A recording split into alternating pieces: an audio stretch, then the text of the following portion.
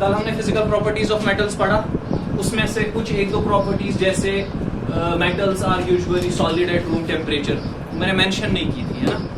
तो आपके पास नोट्स होंगे, उसमें वो थोड़ा सा लिखा हुआ होता है। मेटल्स यूजुअली सॉलिड होते हैं रूम टेम्परेचर पे, जबकि नॉन मेटल्स तीनों स्टेट में पाए जाते हैं हमारे पास। स्टार्टिंग में ही बोला था, इंट्रोडक्शन में ही ऐसा बोला था। और मेटल्स क्यों सॉलिड्स होते हैं रूम टेम्परेचर में? ज्यादातर अपने बॉन्ड्स की वजह से, है ना, अपने फोर्स ऑफ अट्रैक्शन की वजह से ऐसा है। जबकि एक एक्सेप्शन है जो है हमारे पास, मर्क्यूरी, ठीक है। इसी तरीके से the only liquid non metal कौन सा हमारे पास अवेलेबल है? ब्रोमीन, ठीक है। तो समझ आ गई थी वो चीज, उससे ज्यादा और कुछ नहीं। अब हम स्टार्ट करेंगे केमिकल प्रॉपर्टीज ऑफ मेटल्स। क्या स्टार्ट करेंगे? Chemical properties of metal. Chemical properties से यही मतलब कि हमारे पास जो मेटल होगा वो किसके साथ रिएक्ट करता है, कैसे रिएक्ट करता है। अच्छा, अगर रिएक्ट करता है तो क्या प्रोडक्ट देता है, समझ आ रहा? Chemical properties of metals. अब केमिकल प्रॉपर्टीज ऑफ मेटल्स पढ़ने से पहले हम क्या करेंगे, हम और एक कंसेप्ट एक देखेंगे, ठीक है, जिसको हम बोलेंगे रिएक्टिविटी सीरीज ऑफ मेटल्स। क्या बोलेंगे? Reactivity series of metals. वो क्या है मकसद उसका पढ़ाने का? Reactivity series of metals. ये क्या है? हमारे पास जो भी मेटल्स होंगे, जब मैं इनको रिएक्ट कराऊंगा, ठीक है ना, जब मैं इनकी रिएक्शंस पुट फोर्थ करूंगा, तो मैं क्या देखूंगा कि ये मेटल्स कहीं पे विग्रसली रिएक्ट होते हैं, रैपिडली रिएक्ट होते हैं, कहीं पे रिप्लेस कर पाते हैं किसी चीज को, कहीं पे रिप्लेस नहीं कर पाते, कहीं पे एसिड के साथ रिएक्ट कर पाते, वहां पे हाइड्रोजन गैस या वाटर, वहां पे सॉल्ट बनाते, कहीं पे नहीं बनाते, कहीं पे हाइड्रोजन गैस लिबरेट होता है, कहीं पे नहीं होता है। वो किस पे डिपेंड करता है? वो उनकी रिएक्टिविटी पे डिपेंड करता है, वो उनकी केमिकल रिएक्टिविटी पे डिपेंड करता है कि यू कुत्ता रिडली रिएक्ट कर। आई बात समझ में? तो ये जो रिएक्टिविटी सीरीज ऑफ मेटल है मेरे पास, इसमें क्या करूंगा मैं, एक वर्टिकली एक अरेंजमेंट बनाऊंगा कुछ मेटल्स। मेटल्स तो आपने देखा कि कितने सारे मेटल्स हैं हमारे पास, है ना। सारा पीरियोडिक टेबल ऑलमोस्ट 80% हमारा किन से भरा हुआ है? 85% मेटल से भरा हुआ है। तो अगर मैं सारे मेटल्स को बैठूंगा अरेंज करने, that would be a big series, isn't it, and very difficult to remember. तो सच दैट मैं क्या करूंगा कि मैं जो मेरे पास मेटल्स जिनसे मैं रिएक्शंस अभी कराऊंगा, जो मैं मेटल्स यूज करूंगा, या फिर जो हमें ज्यादातर मेटल्स यूज होंगे, मैं उन्हीं को अरेंज करके इस वक्त दिया हुआ है हमें इस कोर्स में, ठीक है। नहीं तो हमारे पास बहुत सारे मेटल्स हैं, तो आप बोलेंगे कि मैं सर मैंने किसी और, अच्छा ये भी तो मेरे लेंथ में मेरे पास मेटल है, उसकी क्या रिएक्टिविटी का बोलेंगे आप। लेकिन वैसा अभी वो कोर्स में हमें पास वो चीजें नहीं है। तो जो हमारे पास है, जो रिएक्टिविटी सीरीज, जो मेटल्स मेरे पास यूज होते हैं, मैं उन्हीं को यूज करूँ, ठीक है। तो रिएक्टिविटी सीरीज क्या है मेरे पास?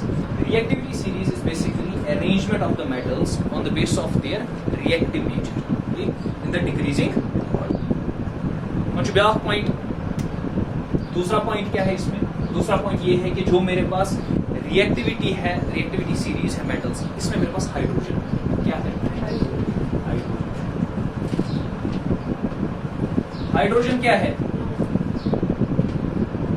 हाइड्रोजन नॉन मेटल है ना। तो ये क्यों है इसमें फिर? ये क्यों है इसमें फिर?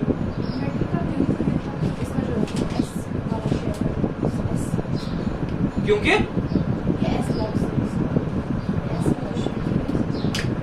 कोई और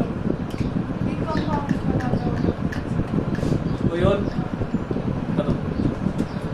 हाइड्रोजन जो है, हाइड्रोजन के पास भी ऐसी टेंडेंसी है कि लूज करता है इलेक्ट्रॉन। आपने H पॉजिटिव आयन तो सुना होगा ना। हाइड्रोजन किसने H पॉजिटिव आयन बना हुआ। हाइड्रोजन में भी ऐसी टेंडेंसी है कि वो कौन सा बनाता है? वो पॉजिटिव आयन बनाता है। तो इस वजह से इस रिएक्टिविटी सीरीज में भी हमने हाइड्रोजन को इंक्लूड किया है। और दूसरा जो है इसका फंडा, हमने क्यों हाइड्रोजन को यूज किया है? Hydrogen is here kind of reference, कोई भी चीज जब हम डिफाइन करें, व्हाटएवर इट इज। मैंने स्टार्टिंग में एक बार आपको बोला था, फॉर एग्जांपल मैंने आपको बोला था आप लेंथ को कैसे डिफाइन करें, है ना। In reference, everything is in reference almost. तो इसी तरीके से हम, कोई रिएक्टिव है कहां? मेटल जो रिएक्टिव है ना, कोई रिएक्टिव मेरे पास है, कितना रिएक्टिव है? कोई कम रिएक्टिव है, कितना कम रिएक्टिव है? तो कौन किस बेस पे किसको रेफरेंस लेके हम करते हैं? हाइड्रोजन। तो हम ऐसा बोलते हैं, मैं एक रिएक्टिविटी सीरीज लिखूंगा according to their decreasing order में, उनकी रिएक्टिविटी के डिक्रीजिंग ऑर्डर मैनर में लिखूंगा मैं। तो मैं रेफरेंस लूंगा हाइड्रोजन को, मैं बोलूंगा हाइड्रोजन से ऊपर जो ये मेटल्स हैं मेरे पास, हाइड्रोजन से ऊपर, इनको मैं बोलूंगा कि they are more reactive than hydrogen. ये क्या है मतलब? अभी बताओ। हम रिएक्टिविटी सीरीज पहले लिखते हैं, ठीक है? जो मेरे पास सीरीज अवेलेबल है वो ऐसे है, पोटेशियम फॉर्मूला बताते रहो, sodium Na, calcium, magnesium,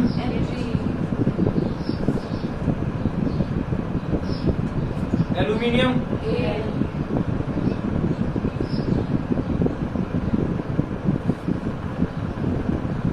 aluminium हो गया। फिर उसके बाद जिंक, फिर उसके बाद आयरन, फिर उसके बाद टिन,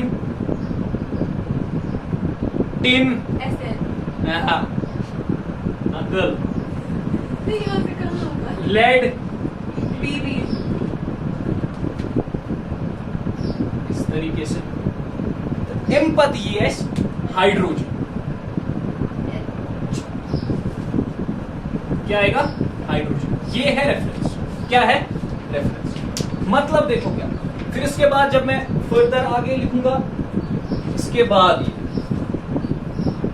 एक काम करते हैं, इसको इस तरीके से लिखते हैं ताकि सभी से आ जाए इसमें। वो potassium, sodium, calcium, magnesium, aluminium, zinc, iron, tin, lead, प्रथम हाइड्रोजन, ठीक है? फिर उसके बाद कॉपर, फिर mercury, copper, mercury, silver, gold. ये है decreasing order. Decreasing order of their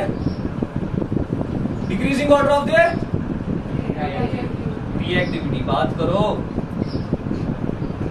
decreasing order of their reactivity, ठीक है? अब देखो फंडा ऐसे है कि ये रिएक्टिव ज्यादा क्यों है, ये रिएक्टिव कम क्यों है, ये किस पे डिपेंड करता है? ये चीज किस पे डिपेंड करता है? जब भी मेटल्स और नॉन मेटल्स का कंसेप्ट ही सबसे पहले आया, तो सबसे पहले डिफिनेशंस में हमने बताया लॉस ऑफ इलेक्ट्रॉन। क्या बताया? Loss of electron. ये है सीरीज लॉस ऑफ इलेक्ट्रॉन। तो अब जो जितना रेडिली अपना इलेक्ट्रॉन लूज करेगा, जो जितना जल्दी, जो जितना ज्यादा उतावला होगा अपना इलेक्ट्रॉन लूज करने के लिए, तो ना इसका मतलब उतना ज्यादा रिएक्टिव होगा। क्या होगा? सीधी सी बात है, जो जितना ज्यादा रेडिली अपना इलेक्ट्रॉन लूज करेगा वो उतना ज्यादा क्या होगा? रिएक्टिव होगा। अब मैंने हाइड्रोजन को क्यों लिया? हाइड्रोजन भी इलेक्ट्रॉन लूज करता है। ये जो मेटल्स है जो हाइड्रोजन से ऊपर है, ये हाइड्रोजन से जल्दी अपना इलेक्ट्रॉन लूज करता है। हाइड्रोजन ना करा इलेक्ट्रॉन लूज, मैंने कहा hydrogen lose electrons in some T seconds, in some T nano seconds, ठीक है? But they lose their electrons more readily than hydrogen. आई बात समझ में? And these elements, these metals, they take more time than hydrogen. आई बात समझ में? ये उतना रेडिली अपना इलेक्ट्रॉन लूज नहीं करते जितना रेडिली कौन करता है? हाइड्रोजन। तो हाइड्रोजन इस तरीके से एज रेफरेंस यूज करते हैं। आई बात समझ में? तो दूसरी चीज और एक फायदा रिएक्टिविटी सीरीज देखने का क्या है कि जो हायर रिएक्टिव मेटल्स होते हैं, in a reaction when we go through some kind of reactions like displacement reactions, है ना, the higher reactive metals are able to replace lower elements. Similarly, the metals which are above this hydrogen in this series will be able to release hydrogen, will be able to replace hydrogen, will be able to make hydrogen. आई बात समझ में? Clear हो रहा है? और जो ये होंगे, ये हाइड्रोजन को इस रिएक्शन में बाहर नहीं निकलवा पाएंगे. ठीक है, वो नहीं ऐसा, इनमें ऐसी इतनी स्ट्रेंथ नहीं होगी कि ये हाइड्रोजन को क्या करा सके। आई बात समझ में? रिएक्टिविटी सीरीज समझ में आई? तो ये इंपॉर्टेंट है किस लिए? क्योंकि जब हम रिएक्शंस पढ़ेंगे, केमिकल रिएक्शंस अब हम देखेंगे, तो उनमें आपको खुद समझ आ जाएगा, आपको फिर पूछने की जरूरत ही नहीं पड़ेगी कि इसने इसको क्यों रिप्लेस किया, अच्छा यहाँ पे हमें हाइड्रोजन कैसे बाहर आ, आपके पास डायरेक्ट चीज है। ठीक है, क्लियर हुआ ये कंसेप्ट? अच्छे से रिपीट तो नहीं करना, ठीक है। अब हम आ जाएंगे अपनी पहली प्रॉब्लम। समझ आ रहा नहीं आ रहा? नहीं आ रहा? ना ना ना, आवाज ही नहीं आ रही। आ रहा। अब देखते हैं हमारी पहली प्रॉपर्टी। पहली प्रॉपर्टी है reaction of metals with oxygen.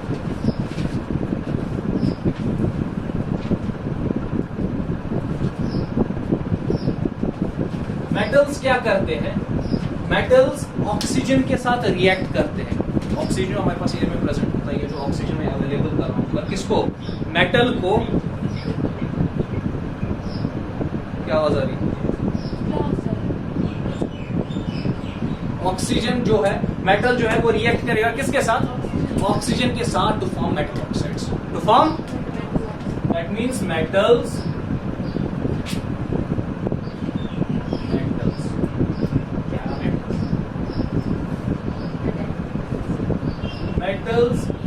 react with oxygen to form metal oxides. Metal oxides का नेचर क्या होता है? बेसिक नेचर, हमने देखा था, है ना? Metal oxides are basic in nature, these are the basic oxides. Since being basic oxides, ये लिटमस पेपर पे क्या इफेक्ट कर सकते हैं? They can turn red litmus to blue. Very good.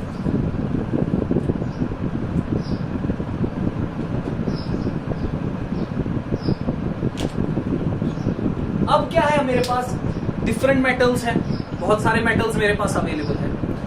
कुछ मेटल्स मेरे पास ऐसे हैं जो विग्रसली रिएक्ट करते हैं ऑक्सीजन के साथ, कि मतलब आपने रूम टेम्परेचर में ही आपने ऑक्सीजन के पास ही लाया इसको, इनने रिएक्ट कर, इनने क्या किया? रिएक्ट किया और बर्न हो गए। आई बात समझ में? जैसे फॉर एग्जाम्पल मेरे पास सोडियम है, क्या है? सोडियम है या पोटेशियम है। सोडियम को मैं ऑक्सीजन के सामने या ऑक्सीजन के साथ रिएक्ट कराऊंगा, जब ऑक्सीजन फ्रॉम एयर, तो ये बनाएगा क्या? सोडियम क्या? सुसाइड?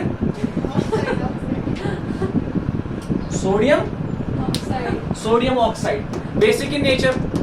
लेकिन अब क्या है कि ये रूम टेम्परेचर भी, हम इसको रूम टेम्परेचर पे भी, या हम इसको किसके नजदीक नहीं ला सकते? सोडियम को ऑक्सीजन के नजदीक नहीं ला सकते, या पोटेशियम को हम ऑक्सीजन के नजदीक नहीं ला सकते। ये क्या करता है? रैपिडली इसके साथ रिएक्ट करता है और फायर कैच करता है। तो हम क्या करते हैं? हम सोडियम और पोटेशियम को केरोसिन में स्टोर करते हैं।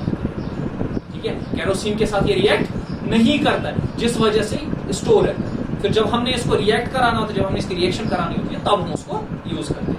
ऐसे ही आप बाकी जैसे कुछ मेटल्स हैं मेरे पास, जैसे बाकी उनको आप लैब में ऐसे रख सकते हैं, वैसे आप सोडियम को नहीं रख सकते, वैसे पोटेशियम को नहीं रख सकते। अब क्या है कि लेकिन कुछ मेटल्स मेरे पास अब ऐसे भी है, जैसे मेरे पास मैग्नीशियम है। क्या है? मैग्नीशियम जब ऑक्सीजन के साथ रिएक्ट किया, क्या बनाएगा? Mg। उसको क्या बोलेंगे? Magnesium oxide. ये मैग्नीशियम ऑक्साइड भी बेसिक नेचर है ना? ये मैग्नीशियम ऑक्साइड, ये मैग्नीशियम जब ऑक्सीजन के साथ रिएक्ट करेगा, ये रूम टेम्परेचर पर रिएक्ट नहीं करेगा। इसके लिए हमने क्या करना पड़ता है? हमने इस मैग्नीशियम को हीट करना पड़ता है। क्या करना पड़ता है? ये हीटिंग पे ही इसके साथ क्या करता है? रिएक्ट करता है और बर्न। हमने हीटिंग जरूरी देनी पड़ती है, हमने हीट जरूरी देनी पड़ती है, हमने इसको बर्न जरूरी करना पड़ता है ऑक्सीजन के साथ। फिर ये हीट देने के बाद रिएक्ट करता है और क्या बनाता है? Magnesium oxide. इसी तरीके से हमने ये पता चला कि किस पे अब ये डिपेंड करता है? ये रिएक्टिविटी पे। आपने देखा रिएक्टिविटी सीरीज में, आपने देखा सोडियम और पोटेशियम मैग्नीशियम से क्या है? ऊपर। इसका मतलब पता चल जाता है डायरेक्टली कि आप खुद ही बोल पाएंगे कि सोडियम क्यों इतना विग्रसली रिएक्ट करता है। इसका मतलब जल्दी अपना इलेक्ट्रॉन लूज करता है, रिएक्टिविटी इसकी ऐसी है कि जल्दी इसको कैच कर लेता है और सोडियम ऑक्साइड बनता है, जबकि मैग्नीशियम के लिए हमें जरूरी हीट देनी पड़ती है। अब क्या उसके बाद मैं क्या करता हूं, मैं एक और जैसे मेटल लेता हूं, ये तो हो गया basic oxide, basic in nature. अब क्या मैं एक और मेटल लेता हूं, फॉर एग्जांपल एल्यूमिनियम। क्या क्या एल्यूमिनियम क्या होता है, AN किसके साथ रिएक्ट करा रहा हूं, ऑक्सीजन के साथ। ठीक है, क्या बनाएगा, क्या बनाएगा, जोर से क्या बनाएगा, Al2O3, एल्यूमिनियम ऑक्साइड। अब ये जो एल्यूमिनियम ऑक्साइड है, एक तो ये ले लो एल्यूमिनियम ऑक्साइड, और क्या करो, जिंक को रिएक्ट कराओ ऑक्सीजन के साथ, क्या बनेगा, जिंक ऑक्साइड। अब ये दो कंपाउंड्स है ना, ये दो ऑक्साइड्स बने, ये जो ऑक्साइड्स बने, ये क्या है, ये एम्फोटेरिक ऑक्साइड्स। क्या है, ये एम्फोटेरिक ऑक्साइड्स। मतलब क्या है एम्फोटेरिक ऑक्साइड्स का, एम्फोटेरिक ऑक्साइड्स का मतलब ये है कि ये बेसिक नेचर भी एग्जिबिट करते हैं, ये एसिडिक नेचर भी एग्जिबिट करते हैं। मतलब किसी रिएक्शन में ये एसिड के साथ रिएक्ट करके सॉल्ट बनाएंगे, और किसी रिएक्शन में ये बेस के साथ रिएक्ट करके क्या बनाएंगे, सॉल्ट। और ये रूम टेम्परेचर पे एल्यूमिनियम रिएक्ट नहीं करता, हमने स्ट्रॉन्ग हीटिंग देनी पड़ती है, तब जाके एल्यूमिनियम रिएक्ट करता है, तब जाके जिंक रिएक्ट करता है। आई बात समझ में, क्लियर हो गया। और एक बात, इसके साथ साथ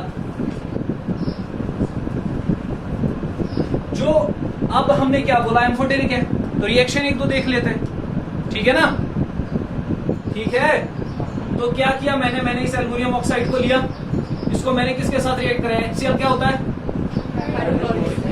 हाइड्रोक्लोरिक एसिड, इसके साथ रिएक्ट किया तो मुझे मिला ANAL, सोडियम एल्यूमिनियम। क्या, ये जो सॉल्ट, क्या छो, यहां पे इसने क्या किया, यहां पे इस ऑक्साइड ने एसिड के साथ रिएक्ट किया, सॉल्ट प्लस वाटर। आई बात समझ में। ये एल्यूमिनियम ऑक्साइड रिएक्ट करेगा, कोई बेस बताओ, कोई बेस बताओ, नहीं सिर्फ लिखते जाओ, सोडियम हाइड्रोक्साइड रिएक्ट करेगा, क्या बनाता है, क्या बनाएगा,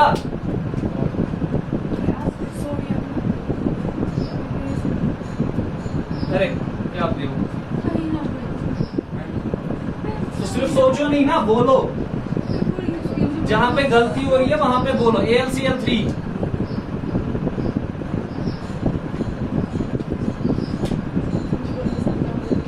क्या है AlCl3, एल्यूमिनियम, बात करो, इसी वजह से गलतियां होती हैं।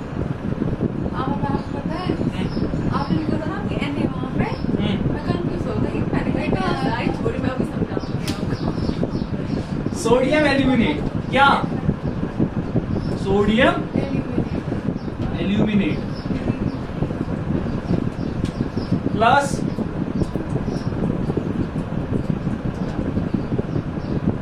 समझ आ रहा नहीं आ रहा, क्लियर हो रहा है नहीं हो रहा है। ये कौन सा बिहेवियर हम दिखा रहे हैं एल्यूमिनियम ऑक्साइड का, कौन सा बिहेवियर दिखा, बैलेंस खुद कर लेना, हाँ, कौन सा बिहेवियर दिखा रहे हैं हम, एम्फोटेरिक बिहेवियर दिखा रहे हैं, किसका, एल्यूमिनियम ऑक्साइड का, जहां पे मैंने किसके साथ रिएक्ट कराया, और किसके साथ रिएक्ट कराया। इसी तरीके से जिंक की रिएक्शन मेरे को करके देना, ठीक है। अभी घर में बुक से देख के आओ, क्लियर। उसके साथ साथ हम क्या देखते हैं, अब ये मेटल्स आसान, जो मेरे पास मेटल्स अवेलेबल होते हैं, मैंने कहा मेटल्स ऑक्सीजन के साथ रिएक्ट करते हैं तो क्या बनाते हैं, मेटल ऑक्साइड्स।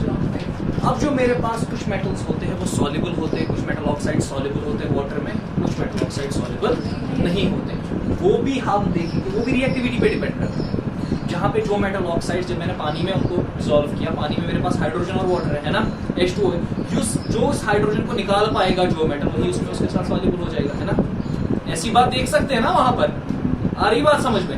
तो कुछ मेटल ऑक्साइड्स क्या करते हैं, वो पानी में डिसॉल्व करते हैं। जैसे मैंने क्या किया, सोडियम ऑक्साइड को मैंने पानी में डिसॉल्व कराया तो मुझे सोडियम हाइड्रोक्साइड क्या मिला, आई बात समझ में। कुछ मेटल इसी तरीके से पोटेशियम ऑक्साइड, मैंने क्या किया, पोटेशियम ऑक्साइड तो किसमें, पानी में क्या मिला, पोटेशियम हाइड्रोक्साइड। क्या चाहिए, पोटेशियम हाइड्रोक्साइड। पोटेशियम हाइड्रोक्साइड, ये भी बेस क्या है, आ रही बात समझ में, नहीं आ रही, नहीं आ रही, नहीं हुआ। कुछ मेटल ऑक्साइड्स पानी में सॉल्युबल होते हैं, कुछ मेटल ऑक्साइड पानी में सॉल्युबल नहीं होते हैं। अब जो जिस तरीके से अगर यहाँ पे जैसे फॉर एग्जांपल मैं सोडियम ऑक्साइड देखता हूँ, रिएक्टिव मेटल है, ठीक है ना, या रिएक्टिव मेटल ऑक्साइड है, पोटेशियम ऑक्साइड देखता हूँ, ये क्या करते हैं, पानी में रिएक्ट करते हैं, पानी में सॉल्युबल होते हैं और हाइड्रोक्साइड बनाते हैं। क्या बनाते हैं, हमें कैसे पता कि कौन सा सॉल्युबल है? वही मैंने कहा, उसी लिए रिएक्टिविटी सीरीज। यहाँ पे आपने क्या देखा, ये जब पानी में इसको सॉल्युबल करने के लिए सोडियम हाइड्रोक्साइड H2O है ना, मतलब आप हाइड्रोजन को लिबरेट करवा रहे हैं वहां पर, आ रही ना बात समझ। तो जहां पे जो मेटल हाइड्रोजन को लिबरेट करा पाएगा, जिसकी रिएक्टिविटी है कि इजीली हाइड्रोजन को यहाँ पे लिबरेट करेगा, सो एक हाइड्रोक्साइड बन रही है। आ रही बात समझ में, नहीं आ रही, तो वही तो मैंने बताया, आप बोरे में नाइट गई थी या वाटर नहीं गई थी, समझ आ रहा बात, नहीं आ रही बात, कंफ्यूजन हो रहा है।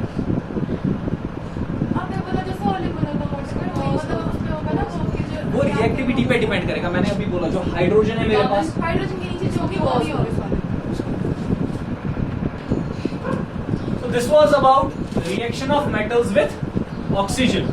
क्या होता है, किस तरीके से, कहां पे एम्फोटेरिक ऑक्साइड्स भी देखते हैं हमें, क्या मेरे पास किस तरीके से हाइड्रोक्साइड भी मिलता है, वो समझ आ गया सब। अब उसके बाद हमारे पास दूसरी प्रॉपर्टी आती है, that is reaction of metals with water. Reaction of metals with water. अब देखो इसमें क्या, इस हेडिंग के अंडर मेरे पास दो चीजें आती है। एक तो ये कि मेटल्स जो है मेरे पास वो कोल्ड या हॉट वाटर, मतलब water in the liquid state, है ना, water is there in the gaseous state as well, steam है मेरे पास, है ना, तो उसमें रिएक्ट करते हैं इसके साथ, वाटर के साथ, तो हमारे पास हाइड्रोक्साइड्स बनाते हैं। क्या बनाते हैं, हाइड्रोक्साइड्स बनाते हैं। मैं कहता हूं कि मेटल यहां पे रिएक्ट कर रहा है किसके साथ, वाटर के साथ, और क्या बना रहा है, मेटल हाइड्रोक्साइड, ठीक है ना। फिर उसके बाद में बोल रहा हूं दूसरी चीज भी होती है कि जो मेटल है यहां पर, ये रिएक्ट करता है पानी के साथ, steam in the gaseous state, metal oxide बनाता है, क्या बनाता है, प्लस लिबरेट करता है हाइड्रोजन गैस। क्या लिबरेट करता है, इसका मतलब जब मैं मेटल को रिएक्ट कराता हूं, जब मैं मेटल को किसके साथ रिएक्ट कराता हूं, पानी के साथ रिएक्ट करता हूं, तो ये भी डिपेंड करता है कि मैं किस तरीके का पानी यूज कर रहा हूं। वो मेटल, कौन सा मेटल मेरे पास उसके साथ रिएक्ट करेगा, नहीं करेगा। आई बात समझ में। अब एक दो रिएक्शंस देखते हो, कुछ मेटल्स को लेते हैं हम लोग,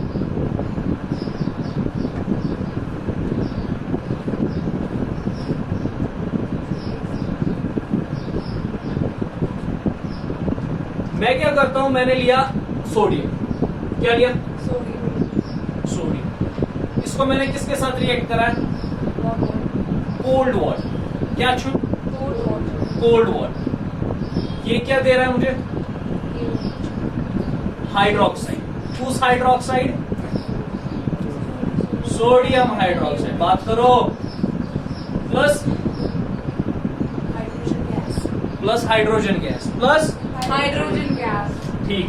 अब यहाँ पे कोल्ड वाटर, सोडियम, जैसे मैंने कहा रिएक्टिविटी हाईली रिएक्टिव है, ठीक है ना, रैपिडली रिएक्ट करता है। इसमें क्या होता है, मेरे पास कोल्ड वाटर को यूज कर लो, क्या कोल्ड वाटर रिएक्ट कर लेगा, हाइड्रोक्साइड बनाएगा। इसी तरीके से पोटेशियम, सोचो ना, one of the most reactive metals, उसको भी क्या कोल्ड वाटर यूज करो, रिएक्शन बना लो, हाइड्रोक्साइड बना लो। बट अब अगर मेरे पास कोई इस तरीके का मेटल है जो इनसे कम रिएक्टिव, जो इनसे क्या है बताओ, मैग्नीशियम है, मैंने क्या किया, मैग्नीशियम को रिएक्ट कराया, क्या बना, मैग्नीशियम हाइड्रोक्साइड। क्या होता है, क्या होता है, Mg, क्या होता है, मैग्नीशियम हाइड्रोक्साइड, ठीक है ना। अब यहाँ पे क्या है, क्योंकि ये तो इतना ज्यादा रिएक्टिव है ना, ये इतना ज्यादा रिएक्टिव, हम क्या करते हैं, क्या करते हैं, और एक रिएक्शन दिखाते हैं। जो है मैग्नीशियम, जो स्टीम को अगर मैं यूज करूंगा, जो कि क्या होता है, काफी ज्यादा आसान, मैग्नीशियम माशी इतना रिएक्टिव जितना ये है ना। तो मैं क्या करता हूं, स्टीम ये यहाँ पे मैग्नीशियम ऑक्साइड बनाता है और हाइड्रोजन गैस क्या करता है, रिलीज। बात करो, समझ आ रहा नहीं आ रहा, क्लियर हो रहा है कि मैंने क्यों यहाँ पे ये चीज की, ठीक है। सब फंडा किसका है, केमिकल रिएक्टिविटी का। सब फंडा किसका है, इसी तरीके से कुछ ऑक्साइड्स होते हैं, फिर फर्दर वो वाटर के साथ रिएक्ट करते हैं। जैसे इससे पहले मैंने बताया था कि वो क्या बनाते हैं, हाइड्रोक्साइड। क्या बनाते हैं, हाइड्रोक्साइड। वंश अब अगर एल्यूमिनियम होगा मेरे पास, क्या होगा, एल्यूमिनियम होगा मेरे पास, वहां पे भी हीट यूज करना है। क्या यूज करना है, करूं steam use, I mean to say steam, क्या स्टीम ये यूज करना है इस स्टेट में, तब जाके वो एल्यूमिनियम रिएक्ट करेगा और क्या बनेगा, वहां पे वो एल्यूमिनियम ऑक्साइड क्या बनाता है, एल्यूमिनियम ऑक्साइड। समझ आ रही बात, क्लियर हो गया। ये कुछ रिएक्शंस थी इसकी, कुछ बेसिक रिएक्शंस है ये, इससे ज्यादा डीप जाने की जरूरत फिर नहीं। तो यहाँ पे हम स्टॉप करेंगे, फिर कल आगे बढ़ेंगे, ठीक है।